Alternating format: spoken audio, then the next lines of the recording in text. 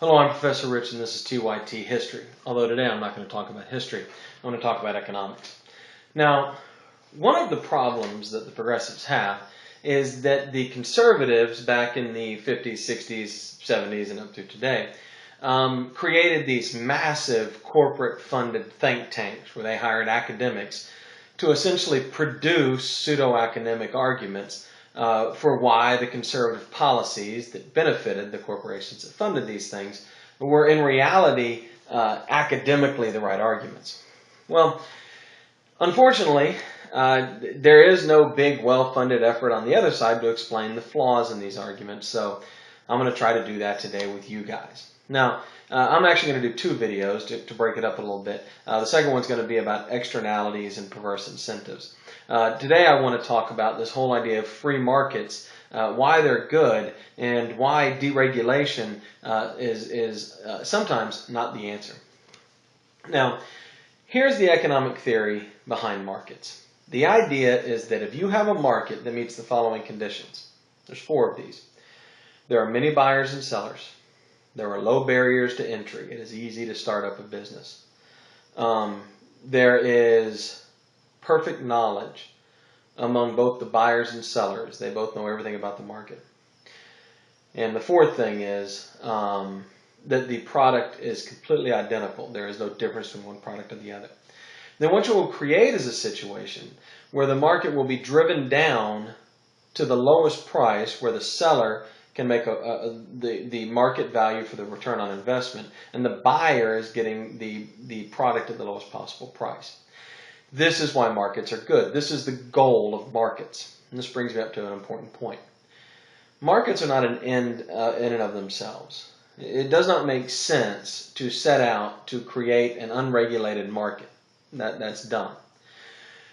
You set out to create the most efficient economic system you can, and the best tool for that is an efficient market. One of the things that's happened on the conservative side is they have essentially fallen in love with the hammer and forgot that its job is to drive in nails. They have become obsessed with the tool while forgetting the point of the tool. And so even when markets are inefficient, even when they are creating economically bad results for the overall society, they insist on the free market. Now, I'm a free market guy. I love free markets. When they work, they're the best thing in the world. But when they don't work, we need to be able to diagnose that and do something about it. And that's what I'm trying to talk about today. So let's go back to our perfect competition. Many buyers and sellers, low barriers to entry to the market. I always forget some of these.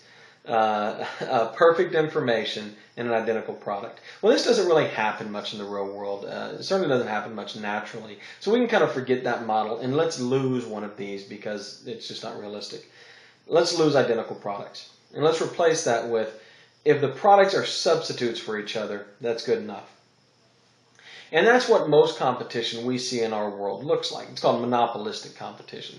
And so what you have are goods that are distinctly different, but one can be substituted from the other fairly easily. Think of, for example, fast food restaurants. I mean, they're all different. They have their own menus, they use advertising, create different perceptions of them. They may be located in different places. But ultimately, if McDonald's raises its price too much, you can go to Jack in the Box or Burger King or wherever.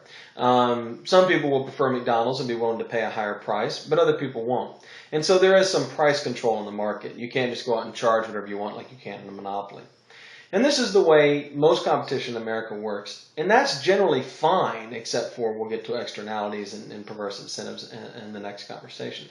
But in terms of market competition, that's okay. So what we want is a market where there are many buyers and sellers, there are low barriers to entry, and there is perfect information. As we move away from those requirements, we create market inefficiency. Now, what market inefficiency means is somebody is making money that from an economic efficiency standpoint they shouldn't. You see, in reality, if all markets were perfectly efficient, and they won't, that's a fantasy, there would be a standard rate of return on your capital. So your capital would yield 5%. And any market that began to yield over 5% would see capital move away from it into that market until that market was also brought down to that 5% level. And I just made up 5%. It could be 2, it could be 10, I don't know. But the idea is that all markets would yield the same return on investment. When you create efficiencies in market, you see markets begin to yield higher returns on investment. And what that means is that we as consumers are paying higher prices and companies are making what economists call excess profit at our expense. Now, is that a goal of our society? That we have an inefficiently operating market to make a seller get richer than they should in a competitive market? Well, I don't think it is. In fact, I think that's a problem that should be addressed. And how do we address it? Well, government regulation. So what are the conditions under which regulation should step in? Well, let's go back to our requirements. There should be many buyers and sellers. If there are not many buyers and sellers, then firms have too much control over price. Take banks. What are we down to? 5 major banks, is it now? And they control an enormous amount of the banking in America. Well, that's not many buyers and sellers. That's not competition. And therefore, the price for the services banks provide are not being driven down to the true market price, and those banks are making excess profit. Boy, are they making excess profit. It also allows them to put out inferior goods and services, and we still have to buy them because there's not adequate competition. So if you say, leave the banks alone, free markets, don't regulate them, you're not saying, let's use the ideas of market economics to make a more efficient, better economy. You're saying, let's refuse to use the government because we want to protect an inefficient market structure that's generating excess profits that's screwing you and I. And I didn't make this up. That's economics 101. That's how it works. Similar car industries and also an oligopoly. Well, oligopolies are created by the second problem, which is high barriers to entry. Now, sometimes we want some barriers to entry and we're willing to live with higher prices. But other times, we don't. And if we can use regulation to reduce barriers to entries, and that could be through things like subsidies to startup companies or subsidies to alternatives, for example, in the energy market, subsidies to renewable energy, that is a way of lowering barriers to entry so a startup solar company or a startup wind power company can compete with an established oil company, which in the long run will create more competition for energy, more efficient markets, and more benefits from society. And that's without even getting into the externality issue of pollution, which I'll deal with in the talk I do after this. But I said earlier, sometimes we want barriers to entry. And I'll give you a great example. In the early part of the 20th century, professional organizations began lobbying Congress to create licensing to do a job. So, for example, the Bar Association said that you should have to get a license to practice law. That's how we got the bar. The American Medical Association says we need a license for you to be a doctor and practice medicine. You have to prove to us you know what to do in medicine or law. I'm a teacher. I have to get licensed to teach wherever I go. Now, the reason they did this was, yes, to combat bad medicine, bad law, and bad teaching and a million other professions, but it was also to restrict the supply of people who did that line of work. By demanding a license to teach, fewer people can fill a teaching job, so I'm competing with less workers for that job, so I get paid higher prices and end up with better working conditions because I'm a little bit harder to replace. Don't get excited, I'm not that hard to replace, it turns out, as we've learned in the last couple of years. But look what it's done for doctors. If anybody could hang out a shingle and practice medicine, as soon as doctors began charging these outrageous rates, or lawyers for that matter, then more people would flow into the market. That's what market economics says. But we have, as a society, I think, decided that we want our doctors to have to prove they know how to practice medicine. We don't want them to kill 10 or 12 people before we figure out they're bad doctors and we shouldn't be going there. Now, on a side note, you may think, well, that's an obvious case, but both Ron Paul and Rand Paul don't really agree. They want to deregulate doctors. They actually support a competitive organization, the American Medical Association, that wants to do away with or severely limit the requirements to get licensed to be a doctor in the name of free markets and libertarianism. They're claiming that by making doctors get licensed, we are interfering with the market, creating high barriers to entry, and destroying market efficiency.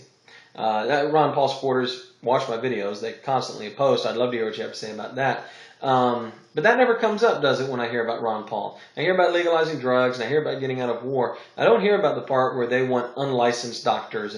And keep in mind, both Pauls, Ron and Rand, Ron is a gynecologist, or was, and Rand Paul's an optometrist, so they're in medicine. So we need many buyers and sellers. We need to do away with barriers to entry as much as we can, as much as we feel is prudent. We've talked about differentiation of product is actually okay. That's monopolistic competition. And the fourth one is perfect information. The more information we have as buyers, the more efficient the market is. And I'll give you a great example you can probably all relate to. You remember back before the internet? You never knew how much something cost, and so you might go out and buy a TV one place, and the next day you're somewhere else and you see that same TV for a few $100s cheaper. If you would have had perfect information, if you would have known how much the TVs cost everywhere, you would have paid closer to the true market price. The $200 extra that you paid is an excess profit. It's an inefficiency in the market. That should have gone to some other good and service and created more growth because that money would have been allocated more efficiently. But of course, today we have the internet. And within a matter of seconds, I can open up a browser and I can tell you what they're charging for that TV all over the place, and I can find the lowest price. This is what Amazon has done to Best Buy and Circuit City. They can no longer mark goods up above a market price because we can all go online and check. And that is one way that the internet has led to a massive increase in market efficiency. Another way is reviews. You think about hotels, which I'll talk about in the next discussion as well. If you knew if the city you're going to visit, you very likely haven't been there. So how are you supposed to know which hotels are good or bad? So you have to find a hotel, book it, cross your fingers, and hope it's good. Until the internet came along, and now you can read 200 reviews of a hotel and have some idea what to expect and pick the ones that other people liked. That's improved information in a market, and that increases efficiency. That's a great thing. How does this come up in government regulations? Well, do you remember during the Bush administration when food producers were pushing the Bush administration to remove the requirement that they put nutritional information and what's in the food on the packaging of food? Now, the argument here was we need deregulation to create more free markets because free markets are great. But in reality, what they were doing was they were creating inefficient markets, or they were trying to. Because the more information we have about that product, the better decisions we as consumers can make, and the more efficient the market operates. That's a great example of how deregulation actually reduces market efficiency.